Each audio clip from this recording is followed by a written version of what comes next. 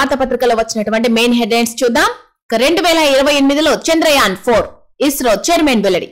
బీహార్ ముఖ్యమంత్రిగా మళ్లీ నితీష్ అంటూ వార్త చూడొచ్చు. లాలూ కుటుంబంలో ముదిరిన విభేదాలు, ఛత్తీస్గఢ్ లో 3 నక్సల్స్ ఎన్కౌంటర్, మెక్సికోలో జెన్జీ నిరసనలు, రోడ్డెక్కిన యువత. ఇవి లోపల పేజీలో వచ్చినటువంటి ప్రధాన వార్తలు. మనకు ప్రధానంగా కనిపిస్తున్నటువంటి ఇక్కడ మెయిన్ హెడ్లైన్ చూసినట్లయితే దూది రైతు దుఃఖమంటూ ఇక్కడ ప్రధాన వార్త కనిపిస్తా ఉంది. ప్రభుత్వాల నిర్వాకం పత్తి రైతుకు శాపం.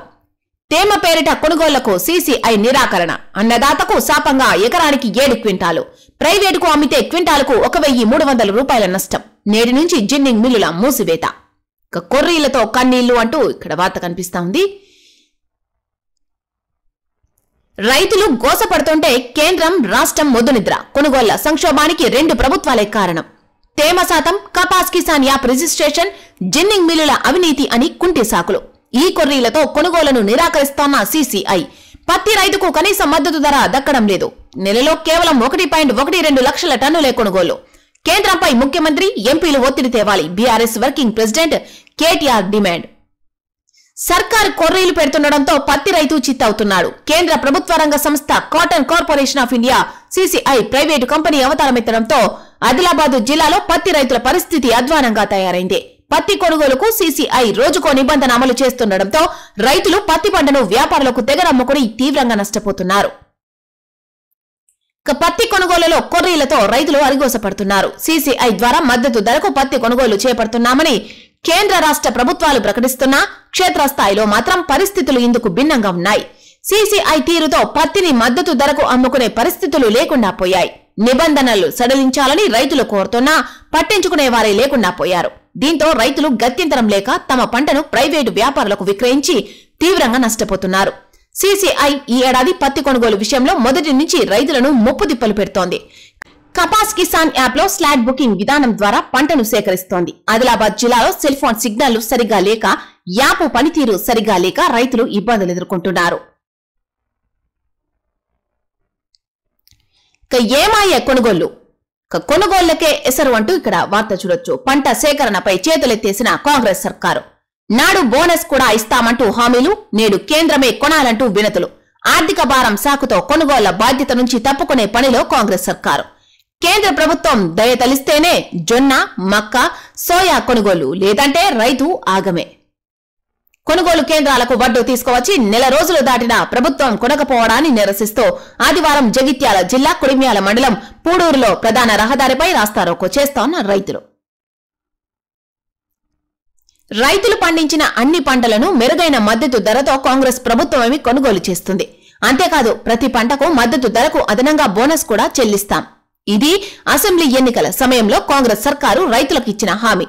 వరంగల్ రైతు డిక్లరేషన్ లోను పంటల కొనుగోలు, బోనస్ అంశాలను కాంగ్రెస్ ప్రముఖంగా ప్రస్తావించింది.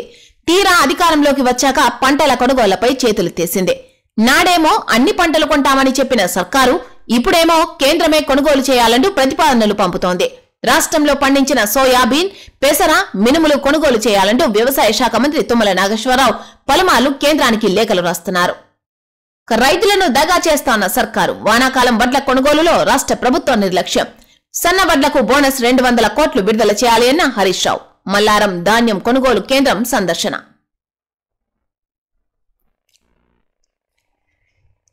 పార్టీ కోట అంటే యుద్ధమే అంటూ ఇక్కడ వార్త చూడొచ్చు. 42% రిజర్వేషన్లతోనే ఎన్నికలకు వెళ్లాలి అంటూ బీసీ జేఏసీ పిలుపునిచ్చినట్టుగా ఇక్కడ వార్త కనిపిస్తా ఉంది. రాజ్యాంగ సవరణ ద్వారానే బీసీ రిజర్వేషన్లకు శాశ్వత పరిష్కారం. అఖిలపక్షాన్ని కాంగ్రెస్ ప్రభుత్వమే ఢిల్లీకి తీసుకువెళ్లాలి అన్న ఆర్ కృష్ణయ్య. బీసీలంతా ఏకం కావాలి, ఎల్ రమణ వెల్లడి. ఏకాభిప్రాయం రావాలి అంటూ బండారు దత్తాత్రేయ బీసీల న్యాయ సాధన దీక్షకు మద్దతు. రాజ్యాంగ సవరణతోనే 42% బీసీ రిజర్వేషన్ల అమలుకు శాశ్వత పరిష్కారం చేకూరుతుంది. పార్టీ పరంగా బీసీ కోట అమలు చేస్తామంటే సర్కారుపై యుద్ధం తప్పదు అని రాష్ట్ర ప్రభుత్వాన్ని రాజ్యసభ సభ్యుడు BC JAC chairman R Krishnaiah హెచ్చరించారు. 42% బీసీ రిజర్వేషన్లకు చట్టబద్దత కల్పించిన తర్వాతే చట్టపరంగా ఎన్నికలు నిర్వహించాలని డిమాండ్ చేశారు. అఖిలపక్ష నేతలను ఢిల్లీకి తీసుకెళ్లి ప్రధాని మోదీతో చర్చించాలని కాంగ్రెస్ సర్కార్ను డిమాండ్ చేశారు. స్థానిక ఎన్నికల్లో బీసీలకు 42% రిజర్వేషన్లను పార్టీల పరంగా కాకుండా చట్టబద్దంగా కల్పించాలని డిమాండ్ చేస్తూ తెలంగాణ బీసీ జేఏసీ ఆధ్వర్యంలో ఆదివారం హైదరాబాద్ ఇందిరా పార్క్ వద్ద బీసీల న్యాయ సాధన దీక్ష చేపట్టారు. బీసీ కమిషన్ మాజీ చైర్మన్ బకుళాభరణం కృష్ణమోహన్ రావు, బీసీ సంక్షేమ సంఘం వర్కింగ్ ప్రెసిడెంట్లు తదితరులు ఈ కార్యక్రమంలో పాల్గొన్నారు. ఆదివారం ఇందిరా పార్క్ లో బీసీ జేఏసీ ఆధ్వర్యంలో జరిగిన న్యాయ సాధన దీక్షలో ఐక్యతను చాటుతోన్న బీసీ నేతలు ఆర్ కృష్ణయ్య, ఎల్ రమణ, బండారు దత్తాత్రేయ తదితరులు. కళ్యాణ లక్ష్మి చెక్కుతో సర్టిఫికేట్, వాట్సాప్ ద్వారా సందేశం కూడా. ప్రభుత్వ తాజా నిర్ణయంపై విమర్శలు. అమలు కాని తులం బంగారం హామీ, ఇప్పటికే వేలలో దరఖాస్తులు పెండింగ్. చలిగాలులతో వణుకుతోన్న రాష్ట్రం. 11 జిల్లాలో సింగిల్ డిజిట్ ఉష్ణోగ్రతలు. సిర్పూర్ యూలో అత్యల్పంగా 7.4 డిగ్రీలు. 21న బంగాళాఖాతంలో అల్పపీడనం. రాజీనామా దిశగా దానం కడియమంటి ఇక్కడ మరో వార్త చూడొచ్చు. ఫిరాయింపుపై స్పీకర్ వేటు తప్పదని నిర్ధారణ. అనర్హతతో పరువు పోగొట్టుకోవడం కంటే రాజీనామా చేయడమే మేలు అని నిర్ణయం. ఇప్పటి వరకు విచారణకు హాజరు కాని ఆ ఇద్దరు బీఆర్ఎస్ పిటిషన్లపై నేడు సుప్రీంలో విచారణ. బీఆర్ఎస్ నుంచి గెలిచి కాంగ్రెస్ లోకి ఫిరాయించిన Khairatabad MLA Danam Nagender, station Ghanpur MLA Kadiyam Srihari త్వరలో రాజీనామా చేస్తారని గాంధీభవన్ వర్గాల్లో చర్చ జరుగుతోంది.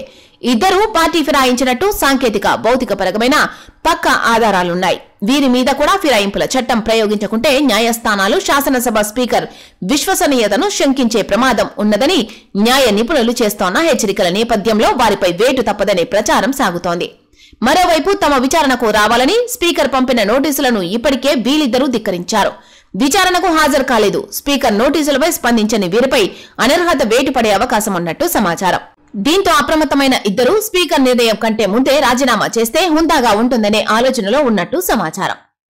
స్పీకర్ చట్టబద్దమైన నిర్ణయం తీసుకోవాలి, బెంగాల్ లాంటి పరిస్థితి తెచ్చుకోరనుకుంటున్నా అంటూ కాంగ్రెస్ నేత జీవన్ రెడ్డి వెల్లడించినట్టుగా ఇక్కడ వార్త చూడొచ్చు. సీఎం గారు మమ్మల్ని చంపకండి, పెన్షనర్ల ఆత్మహత్యలన్నీ సర్కారు హత్యలే. గత 20 నెలల్లో 20,000 కోట్లు బాకీ పడ్డారు. ఏడాదిన్నర దాటినా రూపాయి అయినా ఇవ్వరా? నమస్తే తెలంగాణతో జేఏసీ చైర్మన్ లక్ష్మయ్య వెల్లడి. నేడు ఇందిరా పార్కులో పెన్షనర్ల మహాధర్నా. అయ్యా సీఎం రేవంత్ రెడ్డి గారు 9,000 మంది పెన్షనర్లకు 20 నెలల్లో 20,000 కోట్లు బాకీ పడ్డారు. ఏడాదిన్నర నుంచి ఒక్క రూపాయి కూడా ఇయ్యకపోతిరి. మేం దాచుకున్న డబ్బులే మాకియ్యరా? మాకు ఎన్నాళ్ళీ ఎదురుచూపులు. పెన్షన్ ప్రయోజనాలు అందక మనోవేదనతో 26 మంది చనిపోయారు. కొందరు ఆత్మహత్య చేసుకున్నారు. ఈ ఆత్మహత్యలన్నీ ప్రభుత్వ హత్యలే. మరో 16 మంది కిడ్నీ, లివర్ సమస్యలతో దవాఖానాల్లో ఉన్నారు. ఈహెచ్ఎస్ అమలు కాక వాళ్లు పడుతున్న బాధలు వర్ణనాతీతం. ఇంతమంది చనిపోయినా మీకు దయలేదా? జర పెన్షనర్లను చంపకండి, బతకనియ్యండి.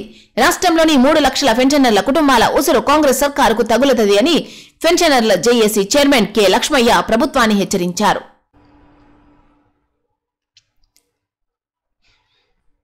ఇక లూట్ సోర్సింగ్, సొంత ఖాతాలో ఏడాదికి 160 కోట్లు. మంత్రులు, ఎమ్మెల్యేలు, ఐఏఎస్ల బినామీల చేతుల్లో అవుట్ సోర్సింగ్ ఏజెన్సీల ఇష్టారాజ్యం. కాంట్రాక్ట్ అవుట్ సోర్సింగ్ ఉద్యోగుల జీతాలు పక్కదారి, బోగస్ ఉద్యోగుల జాబితాలు సృష్టిస్తోన్న ఏజెన్సీలు. పనిచేయని వారి పేరిట ఏటా 100 కోట్లు మేత. IFMIS పోర్టల్లో ఇంతవరకు పూర్తిగా నమోదు కాని నిజమైన అవుట్ సోర్స్ ఉద్యోగుల డాటా, వివరాల నమోదులో జాప్యంపై అనుమానాలెన్నో. రాష్ట్రంలో అవుట్ సోర్సింగ్ కాంట్రాక్టు ఉద్యోగులు, సిబ్బంది వేతనాలు పక్కదారి పడుతున్నట్టు తెలుస్తోంది. మంత్రుల సహకారం, ఎమ్మెల్యేల అండదండలు, బడాబాబుల అజమాయిషీలో ఐఏఎస్ అధికారుల బినామీల చేతుల్లో నడుస్తోన్న అవుట్ సోర్సింగ్ ఏజెన్సీలు ఇష్టారాజ్యంగా వ్యవహరిస్తూ ప్రజాధనాన్ని లూటీ చేస్తున్నట్టు పెద్ద ఎత్తున విమర్శలు వస్తున్నాయి. తమ ఏజెన్సీలోని ఉద్యోగుల వివరాలను IFMIS పోర్టల్లో నమోదు చేయకుండా పనిచేయని వారి పేర్లతో నకిలీ జాబితాలు సృష్టించి ఏటా 160 కోట్ల దాకా కొల్లగొడుతున్నట్టు ఆరోపణలు వెలువెత్తుతున్నాయి. రాష్ట్రంలో IFMIS పోర్టల్ అస్తవ్యస్త నిర్వహణే ఇందుకు సాక్ష్యంగా నిలిచింది. ప్రభుత్వంలో పనిచేసే అన్ని రకాల ఉద్యోగుల ఆధార్, సెల్ ఫోన్ నంబర్ సహా పూర్తి వివరాలను ఈ పోర్టల్లో నమోదు చేయాలి. కానీ ఆ ప్రక్రియ నేటికి పూర్తి కాలేదు. IFMIS పోర్టల్ను నిర్వహిస్తోన్న రాష్ట్ర ఆర్థిక శాఖ ఎన్నిసార్లు ఆదేశాలిచ్చినా ఆయా శాఖల HODలు పట్టించుకోవడం లేదు.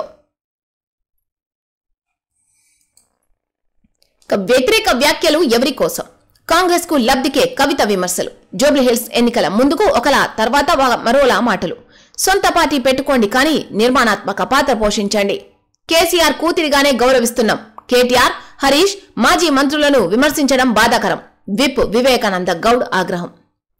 ఎమ్మెల్సీ కవిత కాంగ్రెస్ పార్టీ ట్రాప్ లో పడిందని, అందుకే బీఆర్ఎస్ ను, మాజీ మంత్రులను విమర్శిస్తోందని బీఆర్ఎస్ శాసనసభ విప్ కేపీ వివేకానంద గౌడ్ చెప్పారు.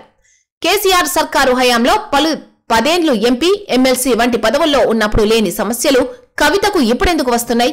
జూబ్లీహిల్స్ ఉప ఎన్నికతో ఎలాంటి సంబంధం లేదని తీరా ఫలితాలు వచ్చాక బీఆర్ఎస్ పై మాజీ మంత్రులపై ఆమె వ్యతిరేక వ్యాఖ్యలు చేయడమేమిటి అని ప్రశ్నించారు. అలాంటి వ్యాఖ్యలు చేయడం ఎవరి ప్రయోజనాల కోసమని నిలదీశారు.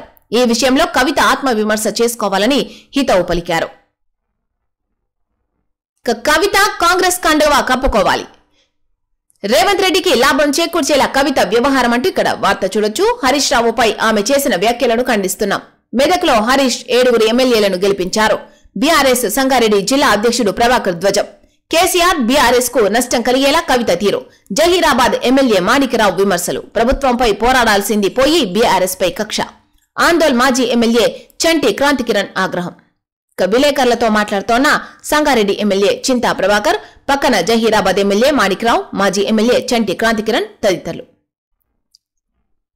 కేసీఆర్ ను హరీష్ రావును విమర్శించకుంటే కవితకు పొద్దు గడవడం లేదని, ఆమె ఎవరి లాభం కోసం మాట్లాడుతున్నదో ప్రజలకు అర్థమవుతోందని, కాంగ్రెస్ కు సీఎం రేవంత్ రెడ్డికి మేలు కలిగేలా కవిత వ్యవహరిస్తున్నారని బీఆర్ఎస్ సంగారెడ్డి జిల్లా అధ్యక్షుడు ఎమ్మెల్యే చింతా ప్రభాకర్ విమర్శించారు. ఆదివారం సంగారెడ్డిలో ఏర్పాటు చేసిన విలేకరుల సమావేశంలో జహీరాబాద్ ఎమ్మెల్యే మాణిక్రావు, ఆందోళు మాజీ ఎమ్మెల్యే చంటి క్రాంతికిరణ్ తో కలిసి ఆయన మాట్లాడారు. కేసీఆర్ పై హరీష్ రావుపై కవిత చేసిన వ్యాఖ్యలను తీవ్రంగా ఖండిస్తున్నట్టు చెప్పారు. రేవంత్ రెడ్డితో వ్యాపార లావాదేవీలను కొనసాగించేందుకు కవిత బీఆర్ఎస్ పై హరీష్ పై లేనిపోని ఆరోపణలు చేస్తున్నారని ఆగ్రహం వ్యక్తం చేశారు. రేవంత్ కు మేలు చేయాలనుకుంటే కవిత నేరుగా కాంగ్రెస్ కండువా కప్పుకుంటే సరిపోతుందని ఎద్దేవా చేశారు. కన్నతండ్రి అయిన కేసీఆర్ ను, అన్న కేటీఆర్ ను, మాజీ మంత్రి హరీష్ రావును పదే పదే విమర్శిస్తే ఇకపై సహించేది లేదని హెచ్చరించారు. నిజామాబాద్ లో చెల్లని రూపాయి మెదక్లో ఎలా చెల్లుతుందని ప్రశ్నించారు. నిజామాబాద్ ఎంపీగా పోటీ చేసి కవిత ఓటమి పాలైందని గుర్తు చేశారు. అవినీతి అక్రమాలకు పాల్పడినందునే నిజామాబాద్ ప్రజలు కవితను ఓడించినట్టు చెప్పారు. మాజీ మంత్రి హరీష్ రావు తెలంగాణలో ఎక్కడా లేని విధంగా తాను ఒక్కరే ఉమ్మడి మెదక్ జిల్లాలో 7 ఎమ్మెల్యేలను గెలిపించారని గుర్తు చేశారు. కర్మ గురించి వ్యాఖ్యలు చేస్తోన్న కవిత తన గురించి ముందుగా ఆత్మ విమర్శ చేసుకోవాలని సూచించారు. జైలుకు వెళ్లడం, ఎంపీగా ఓడిపోవడం, బీఆర్ఎస్ వెన్నుపోటుదారుగా మిగిలిపోవడం కవిత కర్మ కాదా అని ప్రశ్నించారు. కవిత ఎవరు వదిలిన బాణమనేది ప్రజలకి తెలుసని చెప్పారు. ఐడీసీ పరిస్థితి ఏమిటి? అగమ్య గోచరంగా ఇరిగేషన్ డెవలప్మెంట్ కార్పొరేషన్ మొత్తం ఉండాల్సింది 262 మంది ఉద్యోగులు. ప్రస్తుతం అవుట్ సోర్సింగ్ తో కలిపి 118 సిబ్బంది. నాన్ రెగ్యులర్ సిబ్బందికి 6 నెలలుగా జీతాలు లేవు. ఇరిగేషన్ డెవలప్మెంట్ కార్పొరేషన్ ఐడీసీ పరిస్థితి అగమ్య గోచరంగా మారింది. శాఖలో సిబ్బంది లేక ఉన్నవారికి వేతనాలు రాని దుస్థితి నెలకొంది. ఇరిగేషన్ శాఖ నుంచి వేరు చేసి స్వతంత్ర శాఖగా తిరిగి పునరుద్ధరిస్తామని ప్రగల్భాలు పలికిన కాంగ్రెస్ సర్కారు ఏడాది గడిచినా ఆ దిశగా చర్యలు చేపట్టలేదు. మరోవైపు ఇరిగేషన్ శాఖలోనూ పూర్తిగా విలీనం చేయలేదు. ఐడీసీలో 262 మందికి గాను ప్రస్తుతం 118 మంది మాత్రమే ఉన్నారు. వారిలో రెగ్యులర్ సిబ్బంది 27 మంది ఉండగా మిగతా వారు అవుట్ సోర్సింగ్ ప్రాతిపదికపైనే పనిచేస్తున్నారు. రెగ్యులర్ సిబ్బందిలో కీలకమైన టెక్నికల్ స్టాఫ్ ప్రస్తుతం 8 మంది కాగా 3 త్వరలో విరమణ పొందనున్నారు. ఇక అవుట్ సోర్సింగ్ సిబ్బందికి ప్రభుత్వం 6 నెలలుగా వేతనాలు చెల్లించడం లేదు. ఏడాదైనా పట్టించుకొని ప్రభుత్వం ఇరిగేషన్ శాఖ పునర్వ్యవస్థీకరణలో భాగంగా ఐడీసీని 2020లో సాగునీటి పారుదల శాఖలో విలీనం చేసింది. ఐడీసీ స్కీములన్నింటినీ టెరిటోరియల్ సీఈల పరిధిలోకి తీసుకొచ్చింది. సిబ్బంది విలీన ప్రక్రియ మాత్రం మిగిలిపోయింది. కాంగ్రెస్ ప్రభుత్వం వచ్చాక ఐడీసీ చైర్మన్ మువ్వ విజయబాబు గతేడాది బోర్డు సమావేశం నిర్వహించారు. 9వ షెడ్యూల్ ప్రకారం ఐడీసీని స్వతంత్ర శాఖగా పునరుద్ధరించాల్సి ఉన్నదనే ప్రతిపాదనలు పంపాలని నిర్ణయించారు. కానీ ఏడాది గడిచినా పట్టింపు లేదు. జిల్లాలో ఉన్న ఐడీసీ సిబ్బంది ప్రస్తుతం ఆయా సీఈల పరిధిలోనే పనిచేస్తున్న హెడ్ ఆఫీసులో మాత్రం గందరగోళంగా మారింది. ఆమె కాంగ్రెస్ పార్టీకి కోవట్టు అంటే ఇక్కడ మరో వార్త చూడొచ్చు. హరీష్ రావుపై వ్యాఖ్యలు సరికాదు. పార్టీ వర్కింగ్ ప్రెసిడెంట్ ఒంటరి చేసే ప్రయత్నం మానుకోవాలి. నల్గొండ జెడ్పీ మాజీ చైర్మన్ నరేందర్ రెడ్డి వెల్లడి. ఉద్యమకారుడిగా పార్టీ ప్రారంభం నుంచి ఎన్నో ఆటుపోట్లు ఎదుర్కొని పోరాటం చేసిన మాజీ మంత్రి హరీష్ రావుపై ఎమ్మెల్సీ కవిత ఆరోపణలు సరికాదని నల్గొండ జెడ్పీ మాజీ చైర్మన్ బండా నరేందర్ రెడ్డి పేర్కొన్నారు. ఆదివారం ఆయన బీఆర్ఎస్ కార్యాలయంలో మీడియాతో మాట్లాడారు. తెలంగాణ సాధనకు కేసీఆర్ పార్టీని స్థాపించినప్పుడు ఉద్యమంలో హరీష్ రావు పాత్ర ఏమిటో కార్యకర్తలకు తెలుసని అన్నారు. హరీష్ రావు పోరాటం చేస్తున్నప్పుడు కవిత విదేశాల్లో ఉన్నారని గుర్తు చేశారు. బీఆర్ఎస్ నుంచి బహిష్కరణకు గురైన తర్వాత ఆమె జిల్లాలో పర్యటిస్తూ ప్రజా సమస్యలపై ప్రశ్నించకుండా కాంగ్రెస్ నాయకులకు అనుకూలంగా మాట్లాడుతున్నారని ఆరోపించారు. టెట్ దరఖాస్తుల్లో సాంకేతిక సమస్యలు. ఉపాధ్యాయ అర్హత పరీక్ష టెట్ దరఖాస్తుల్లో సాంకేతిక సమస్యలు వెంటాడుతున్నాయి. ముఖ్యంగా పాత హాల్ టికెట్ నెంబర్లను స్వీకరించడం లేదు. 2023 వరకు గల హాల్ టికెట్ నెంబర్లను మాత్రమే వెబ్సైట్ స్వీకరిస్తోంది. 2024, 2025లో జరిగిన టెట్ పరీక్ష వివరాలు స్వీకరించడం లేదు. టెట్ ఆన్లైన్ దరఖాస్తుల స్వీకరణ శనివారం నుంచి ప్రారంభమైంది. అయితే పాత హాల్ టికెట్ నెంబర్లను అభ్యర్థులు నమోదు చేయాల్సి ఉంది. కొందరు అభ్యర్థులు 2025 హాల్ టికెట్ నెంబర్ను ఎంటర్ చేస్తే తప్పుడు హాల్ టికెట్ నెంబర్ అంటూ సమాధానం వస్తోంది. కొందరు అభ్యర్థులు 2025 హాల్ టికెట్ నెంబర్ను ఎంటర్ చేస్తే తప్పుడు హాల్ టికెట్ నెంబర్ అంటూ సమాధానం వస్తోంది. బీఈడీతో ఎస్జీటీ పోస్టుకు ఎంపికైన వారి వివరాల నమోదు సమయంలో బీఈడీ అర్హతతో అప్లికేషన్ స్వీకరించడం లేదని మరో అభ్యర్థి వాపోయారు. ఇక మరో అభ్యర్థి ఫీజు చెల్లించిన జనరల్ నంబర్ను నమోదు చేస్తే పేమెంట్ ఐడి రాంగ్ అని వచ్చినట్టు మరో అభ్యర్థి చెప్పారు. ఇక ఎడిట్ ఆప్షన్ ఇవ్వలేదు. దీంతో పొరపాట్లు చేసిన వారు, తప్పుగా నమోదు చేసిన వారు టెన్షన్ కు గురవుతున్నారు. టెట్ దరఖాస్తులను సవరించుకునే అవకాశం కల్పించాలని అభ్యర్థులు కోరుతున్నారు. విషయాలను అధికారుల దృష్టికి తీసుకెళ్లగా పరిశీలించి పరిష్కరిస్తామని తెలిపారు. ఇన్ సర్వీస్ టీచర్లకు మినహాయింపు ఇవ్వాలి. ఆర్యూపీపీటీ వెల్లడి. ఇన్ సర్వీస్ టీచర్లకు టెట్ నుంచి మినహాయింపు ఇవ్వాలని రాష్ట్రీయ ఉపాధ్యాయ పండిత పరిషత్తు తెలంగాణ ప్రభుత్వాన్ని డిమాండ్ చేసింది. టెట్ తప్పనిసరి అయితే భాషోపాధ్యాయులకు ప్రత్యేకంగా పేపర్ 3 నిర్వహించాలని కోరింది. సంఘం రాష్ట్ర కార్యవర్గ సమావేశాన్ని ఆదివారం నాంపల్లిలోని హిందీ ప్రచార సభ కార్యాలయంలో నిర్వహించారు. చలిగాలులతో వణుకుతోన్న రాష్ట్రం. 11 జిల్లాలో సింగిల్ డిజిట్ ఉష్ణోగ్రతలు నమోదు. అత్యల్పంగా సిర్పూర్ యూలో 7.4 డిగ్రీలకు టెంపరేచర్ డౌన్. 21న బంగాళాఖాతంలో ఏర్పడనున్న మరో అల్పపీడనం వెల్లడించిన వాతావరణ శాఖ. కుమ్రంబి మాసిఫాబాద్ జిల్లాలో సిర్పూర్ యు మండలంలో నెగడి వద్ద చలికాగుతోన్న ఆదివాసీలు. స్పీకర్ చట్టబద్దమైన నిర్ణయం తీసుకోవాలి. మాజీ మంత్రి టి జీవన్ రెడ్డి వెల్లడి. పార్టీ ఫిరాయింపు ఎమ్మెల్యేల అనర్హత అంశంపై తెలంగాణ స్పీకర్ చట్టబద్దమైన నిర్ణయం తీసుకుంటారని నమ్ముతున్నానని మాజీ మంత్రి, కాంగ్రెస్ సీనియర్ నాయకుడు టి జీవన్ రెడ్డి ఆశాభావం వ్యక్తం చేశారు. జగిత్యాలలో ఆదివారం నిర్వహించిన మీడియా సమావేశంలో ఆయన మాట్లాడారు. ప్రభుత్వంలో ప్రక్షాళన అవసరం. ఏఐసీసీ రాష్ట్ర కార్యదర్శి సంపత్ కుమార్ వెల్లడి. కాంగ్రెస్ ప్రభుత్వం అధికారంలోకి వచ్చి 2 ఏళ్లు పూర్తయిన నేపథ్యంలో ప్రభుత్వం పార్టీలోని అన్ని స్థాయిల్లో నాయకుల పనితీరును సమీక్షించుకుని ప్రక్షాళన చేయాల్సిన సమయం ఆసన్నమైందని ఏఐసీసీ కార్యదర్శి సంపత్ కుమార్ పేర్కొన్నారు. ఆదివారం గాంధీభవన్ లో ఆయన మాట్లాడుతూ కాంగ్రెస్ పార్టీ అధికారంలోకి వచ్చిన తర్వాత వివిధ పార్టీల నుంచి అనేక మంది కాంగ్రెస్ లో చేరి ప్రభుత్వంలో పార్టీలో పనిచేస్తున్నట్టు చెప్పారు. ఎన్నికల ముందు పీసీసీ అధ్యక్షుడిగా ఉన్న రేవంత్ రెడ్డి నేతృత్వంలో చేరిన వారు పదవులు అనుభవిస్తున్నప్పటికీ పార్టీ పటిష్టతకు ప్రయత్నించడం లేదనే అభిప్రాయం వ్యక్తం చేశారు. ప్రభుత్వానికి మరో 3 ఏళ్ల సమయం ఉన్నప్పటికీ చివరి ఏడాది ఎన్నికల సమయమని, మిగిలింది 2 ఏళ్లు మాత్రమేనని పేర్కొన్నారు. ఈ సమయంలో ప్రక్షాళన అవసరమన్నది స్పష్టం చేశారు. ప్రక్షాళనకు రాష్ట్ర వ్యవహారాల ఇన్ఛార్జి మీనాక్షి నటరాజన్ సీఎం రేవంత్ రెడ్డి సమయం ఇవ్వాలని కోరారు. సంపత్ వ్యాఖ్యలు కాంగ్రెస్ వర్గాల్లో చర్చనీయాంశం కావడంతో పాటు అసంతృప్తిని తేటతెల్లం చేస్తున్నాయని రాజకీయ పరిశీలకులు అభిప్రాయపడుతున్నారు.